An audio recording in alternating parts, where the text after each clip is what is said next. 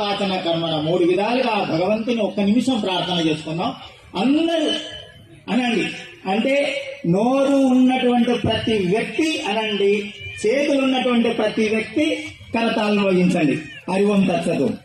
Radhe Radhe Radhe Radhe Radhe Govinda.